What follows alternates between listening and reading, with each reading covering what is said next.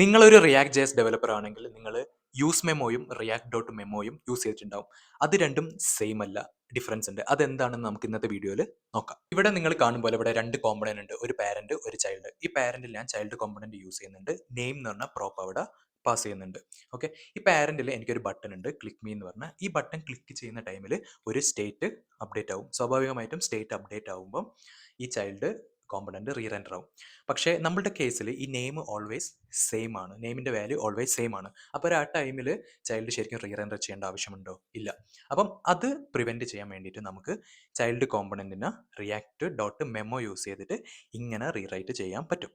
Okay, അപ്പോൾ ഇങ്ങനെ rewrite ചെയ്യുമ്പം ആ നെയിമിൻ്റെ വാല്യൂ ചേഞ്ച് ചെയ്യുമ്പോൾ മാത്രമേ ചൈൽഡ് റീറെൻഡർ ആവുള്ളൂ. ഓക്കെ, ഇനി ഞാൻ ചൈൽഡിൽ നമ്പേഴ്സ് എന്നുള്ള ഒരു സെക്കൻഡ് പ്രോപ്പ് പാസ് ചെയ്യുന്നു. നമ്പേഴ്സ് ഇവിടെ നമ്പേഴ്സിൻ്റെ വാല്യൂ എന്ന് പറഞ്ഞാൽ അറേ ഓഫ് നമ്പേഴ്സ് ആണ്. ഓക്കെ, അപ്പോൾ റിയാക്ട് ഡോട്ട് മെമ്മോ നമ്മൾ ഓൾറെഡി ചെയ്തതുകൊണ്ട് നമ്മൾ വിചാരിക്കും ഓക്കെ, പ്രോപ്പ് ഓരോ സ്റ്റേറ്റ് അപ്ഡേറ്റ്സിലും ഇവിടെ നമ്പേഴ്സ് എനിക്ക് കിട്ടുന്നത് സെയിം വാല്യൂസ് ആയിരിക്കും, അതുകൊണ്ട് റീറെൻഡർ സംഭവിക്കില്ല എന്ന് നമ്മൾ വിചാരിക്കും. ഓക്കെ, പക്ഷേ ഇവിടെ അറേ ആണ്. അറേ എന്ന് പറഞ്ഞാൽ ഓരോ റീറെൻഡർ ടൈമിലും ഓരോ സ്റ്റേറ്റ് അപ്ഡേറ്റ് ചെയ്യുന്ന ടൈമിലും ഓരോ പുതിയ അറേ റെഫറൻസ് ക്രിയേറ്റ് ചെയ്തിട്ടാണ് ഇവിടെ പ്രോപ്പായിട്ട് നമ്പേഴ്സ് ആയിട്ട് ഇവിടെ കിട്ടുക.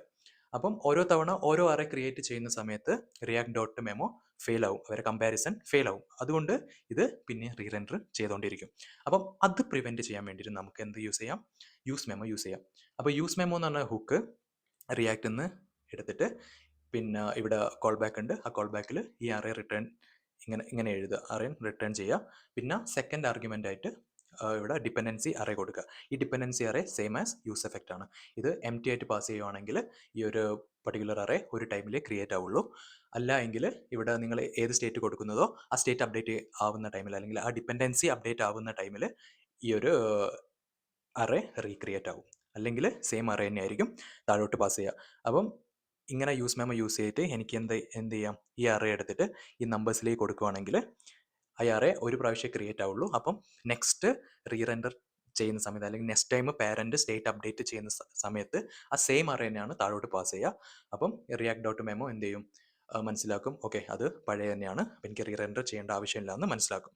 ഓക്കെ, അപ്പം ഇവിടെ മനസ്സിലാക്കേണ്ടതെന്ന് വെച്ചാൽ യൂസ് മെമ്മോ എപ്പോഴാണ് നിങ്ങൾക്ക് യൂസ് ചെയ്യേണ്ടതെന്ന് വെച്ചാൽ, നിങ്ങൾക്ക് ഒരു ഹെവി കമ്പ്യൂട്ടേഷൻ ഉണ്ട്. ഇപ്പോൾ ഫോർ ലൂപ്പ് അല്ലെങ്കിൽ മാപ്പ് ഫിൽട്ടർ കാര്യങ്ങളൊക്കെ ഈ കോമ്പണൻറ്റിൻ്റെ ഉള്ളിൽ യൂസ് ചെയ്യുന്ന ടൈമിൽ അത് എപ്പം റീകമ്പ്യൂട്ട് ചെയ്യണമെന്ന് നിങ്ങൾക്ക് ഡിസൈഡ് ചെയ്തിട്ട് എഴുതാൻ പറ്റുന്ന രീതിക്ക് ആക്കി വെക്കാൻ പറ്റും.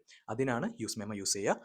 അപ്പം ഈ വീഡിയോ ഇഷ്ടമായെന്ന് വിചാരിക്കുന്നു. എന്തെങ്കിലും ഡൗട്ട് ഉണ്ടെങ്കിൽ കമൻറ്റ് ചെയ്യുക. അപ്പം വേറെ വീഡിയോ ആയിട്ട് ഇനി വരുന്നതായിരിക്കും. അതുവരെ ബൈ.